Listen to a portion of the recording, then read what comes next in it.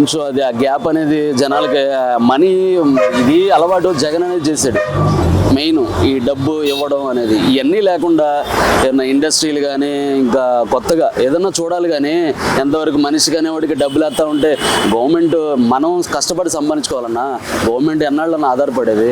మనకు జాబులు రావాలి, ప్రతిదీ ఏ విషయంలో కానీ పోటీ పడాలి. కానీ నాకు డబ్బులు వేసాడా ఇదే ఇక ఎన్నాళ్ళు అదొకటి సరి చేసుకుంటే చాలన్నా. ఏం లేదు, గవర్నమెంట్ అయితే సూపర్గా ఉందన్న, బాగానే ఉంది, దాంట్లో డోకలేదు. కాకపోతే జనాలకి ఆ డబ్బు లేని గ్యాప్ అనేది ఉండిపోయింది అంతే. అలవాటు చేశాడు ఆ జగన్ అనేవాడు అంతే, ఏం లేదు. పూర్తంటేనా ఇది స్టార్టింగ్ ఒక 10 years బ్యాక్ కూడా ఇలాగే అన్నాడు. కాకపోతే మన వాళ్ళకి అర్థం కావట్లా. ఇప్పుడు హైదరాబాద్ మాది హైటెక్ సిటీ, అది ఎన్నేళ్ళనా నేను అప్పుడు ఇంటర్ 10th చదువుతున్నాను అనుకుంటా. ఆ టైంలో చెప్తేనే ఇప్పుడు అయింది.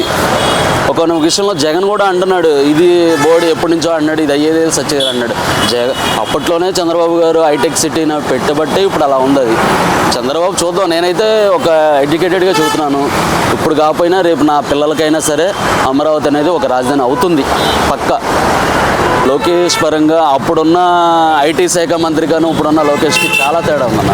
ఆడెక్కడన్నా ఆడు గిడ్లు అని చెప్పి బతికేవాడు. ఆడికి అసలు ఆడికి ఒక ఎడ్యుకేషన్ ఏడిస్తేనే కదా ఆడికి ఐటీ శాఖ మంత్రి ఇచ్చారు. ఆడొక అవసరం మనకి.